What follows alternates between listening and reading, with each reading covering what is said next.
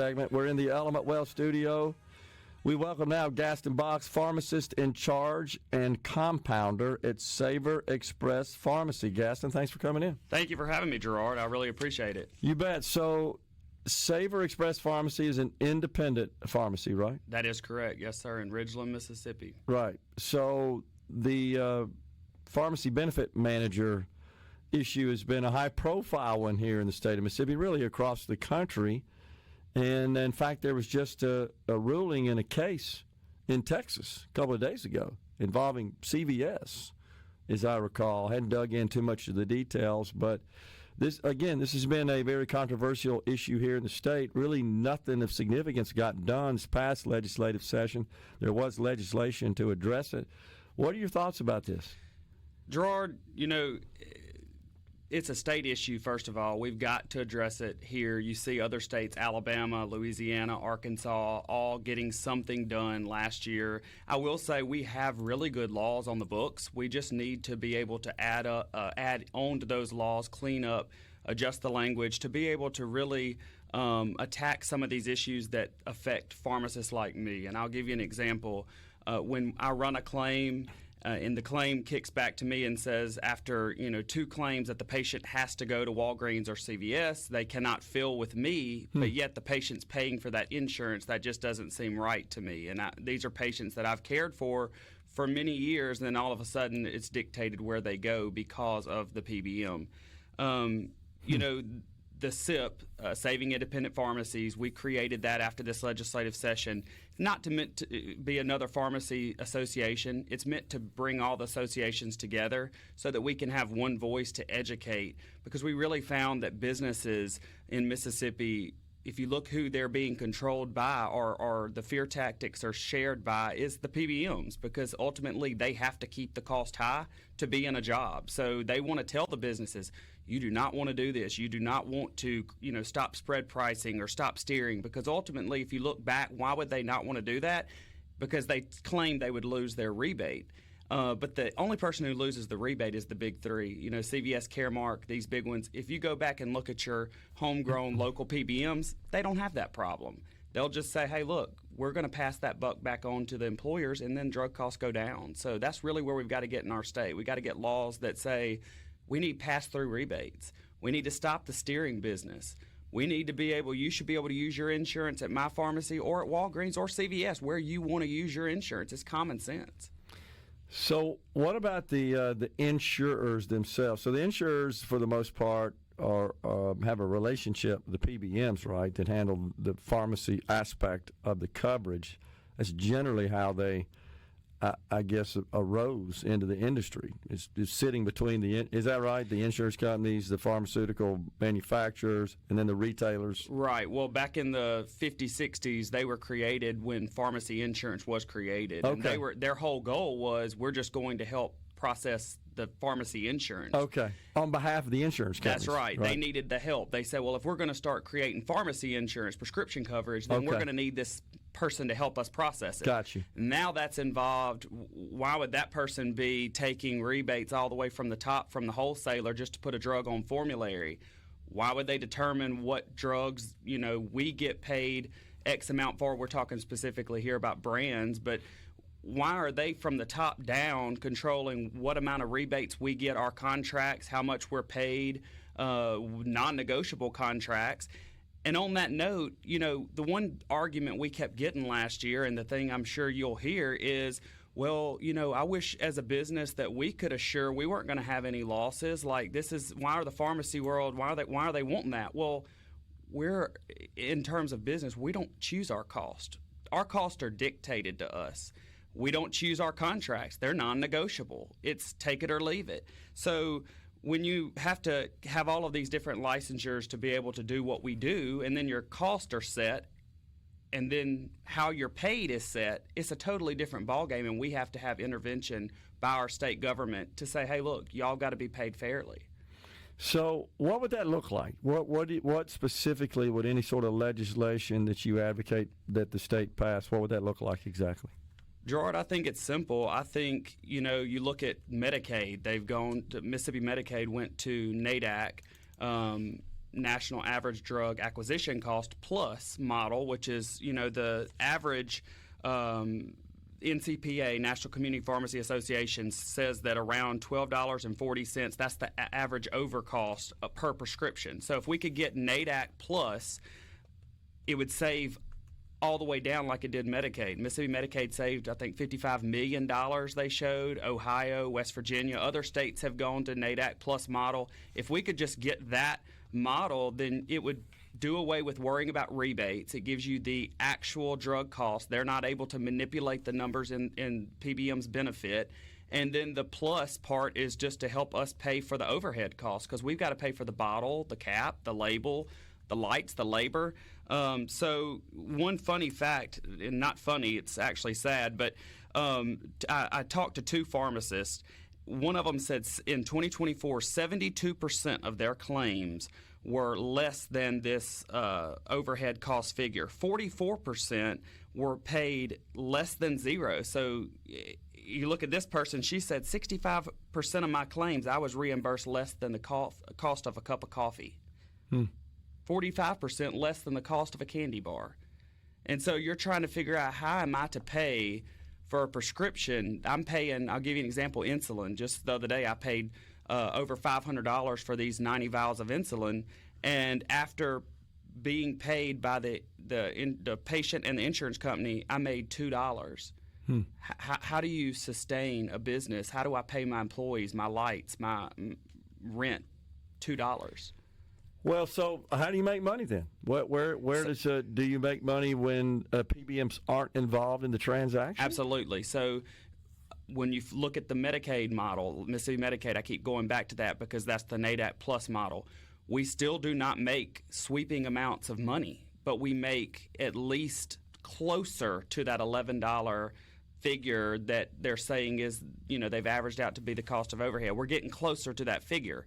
Sadly, a lot of the times, if you come in and you have a particular insurance, and we have this around our pharmacy posted, if we run it and we don't even make what the drug costs, then we're not even able to run it on your insurance. And we're having to say, hey, look, we're going to have to run this on a fair cash value to be able to pay us and for the medication. And our people have been understanding of that, but the day's going to come and they should rise up and say, we pay for insurance. We want to use our insurance, and they should be able to use it. So what's the objection from your perspective? What do you hear from the legislature? Why do they? I believe the Speaker of the House has concerns about this, right? So what are the concerns? And at the end of the day, I think, and I would not want to be in his position, it's a rock and a hard place, because at the end of the day, the right thing to do is to say we're going to stick with what we said we were going to do, and we're going to pass legislation like other states.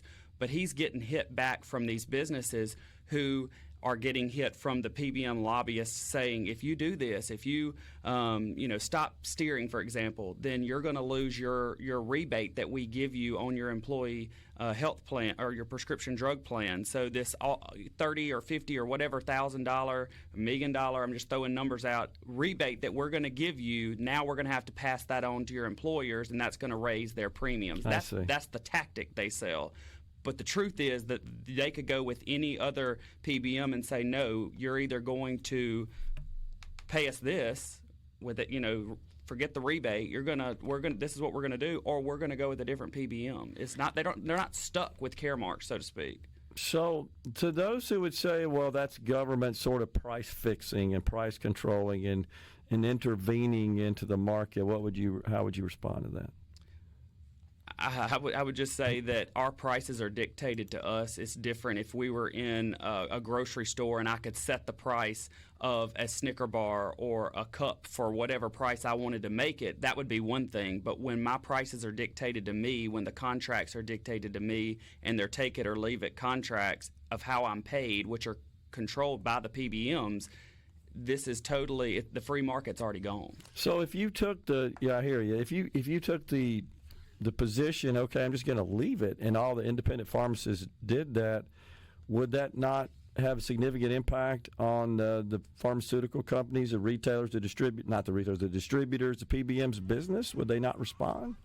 You don't think? I actually don't, because I think their whole goal is to get mail order and to get rid of us altogether, so they control the market. I see. So if it works out that there are no independent pharmacists and They're and jumping everybody up would and be down forced happy. to go mail order, or I guess even more importantly or of more concern would be to have to do retail business with a pharmacy that's also part of the same entity. Isn't that a huge problem as well? That's exactly right. Yeah. Hang around. We keep talking about Thanks, this. We got Gerard. another segment. We got Gaston Box, pharmacist in charge and compounder at Savor Express Pharmacy, an independent pharmacy operation in Ridgeland, Mississippi. We're in the Element Well studio. Coming right back. Well studio. We're visiting with Gaston Box. He's a pharmacist at Savor Express Pharmacy. So nothing happened, and then we were just talking offline. This particular session with respect to any sort of PBM reform, it is a little, I guess, puzzling that our neighboring states have had some legislation that made it across the finish line to, I guess, rein in the PBM practices and so forth, but not here in the state of Mississippi. It's so puzzling. You could speculate numerous different things that I try to sit at home and figure out what have we done differently, what have we done wrong. Is it because we have multiple, pharmacy associations where some of those states have one big association, so it divides our money, our capital, which is sad because it really shouldn't be about money and who has more money to lobby. It should be about what's right.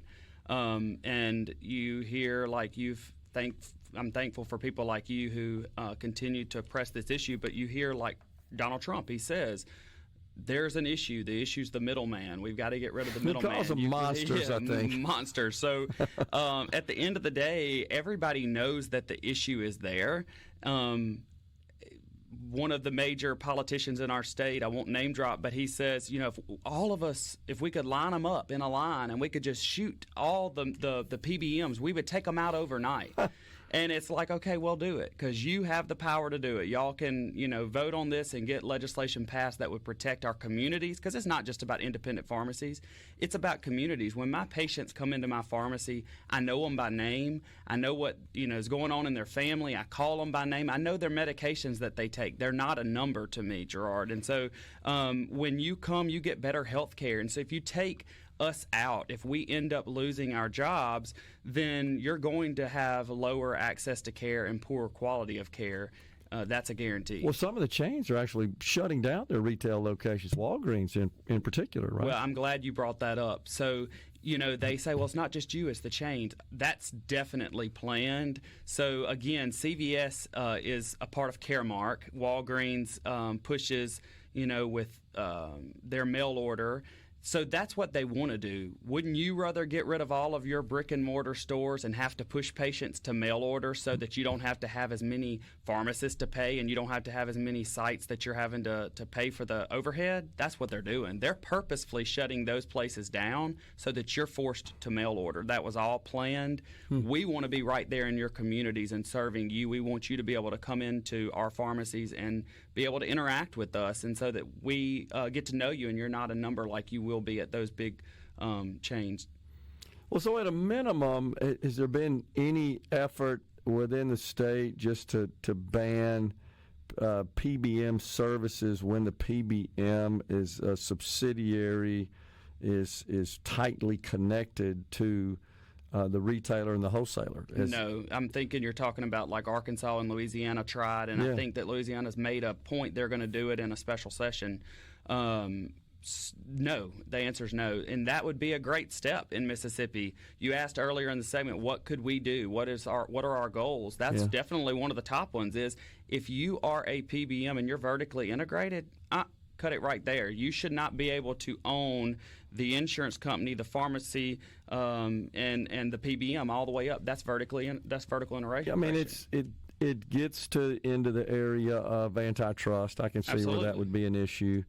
On the other hand, I'm a free market proponent as well, but when you've sort of got a lock on the entire supply chain, that becomes a little bit more problematic, and I can see where there might be the need for some reforms there. So what's next? So we're not giving up. That's what I said. We created. Who's we, by the way? Is it all the independent pharmacists? It's all pharmacists. It's you. It's our community. Okay. That's what the SIP is.